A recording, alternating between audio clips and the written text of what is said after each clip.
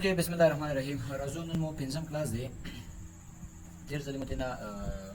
میډیا او پیژندل سره را به شو نن به تنه وایو نتورک ټاپالوجي. نتورک ټاپالوجي څه ته ویل کیږي؟ نتورک ټاپالوجي مته نه و پیژن سره لومړی به راشو نتورک ټاپالوجي. وای ټاپالوجي is a Greek word. وای ټاپالوجي یو Greek word دی. د Greece یو word دی. وای which means shape or structure. کوم معنا چې د structure یا شکل سره ټاپالوجي معنا structure یا شکل ته ویل کیږي. وای the layout of network is called topology. د دې layout هم جوړښت ته ویل کیږي، structure ته ویل کیږي چې د network په کوم ډول باندې جوړ شوی دی دې ته ویل کیږي ټاپالوجي ویل کیږي. types of topology ډول نمبر یو فزیکل دا یو لاجیکل دا. څه شو منطقي لکه مطلب لاجیکل چې موږ په یاد کې جوړو کوم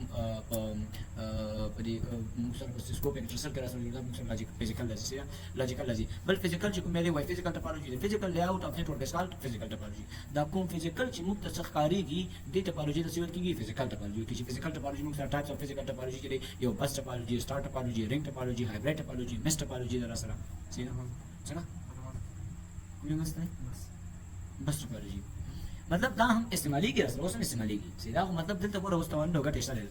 بس ټاپالوجي چې کوم دی وای بس ټاپالوجي is a type of topology. دا یو ډول ټاپالوجي دا where all computers are connected with a single backbone cable called coaxial cable. بس ټاپالوجي دا تاسو یو ډول ټاپالوجي دا په کوم کې چې ټول کمپیوټر نه فقط یو لاین سره وسوي دا له و د دې کټ شي مطلب کاست به راځي زیرا ټول سره یو ځای کې تاوان شي کچې د دې کې لږ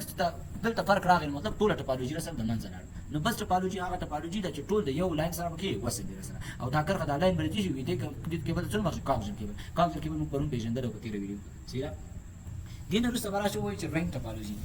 Ring topology way in ring topology all computers are connected with each other. Ring as کی گوتمی دی کی پدې کې هم د گوتمی پر رقم باندې دا کمپیوټر یو بس فرض مثال کړه چې دایروي شکل باندې چې شو د گوتمی پر رقم باندې یو بل سره وصل شي دي سیدا چې دلته دا کمپیوټر دې سره دا بل کمپیوټر دې سره بل کمپیوټر سره دا دې سره د یو بل سره دا څنګه شي دي وصل شي دي. بل star topology where it is like star type دا لکه د ستوري پر رقم ده سیدا او all computers are connected with a central device. ټول کمپیوټر نه د central device کې دا ستوري فرض مثال یو دې ذکر چې شو یو دې ذکر یو دې ذکر یو ذکر او دلته په منځ کې یو بل دی ورسره سیدا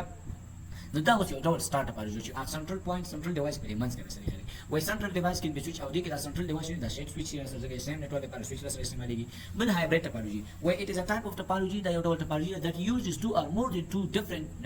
network topology. So topologies can include a mix of bus, ring or star topology. Where hybrid topology هغه چې مطلب دوی دوه ځات ټاپالوجي کې استعمال شي. سٹارټ ټاپالوجي په دغه ویژن دا وسره یا شیټ سٹارټ ټاپالوجي یا رنګ ټاپالوجي دا مختلف دي. دا ته اوس وګوره دا اوس رنګ ټاپالوجي دا کنه دا او دا موږ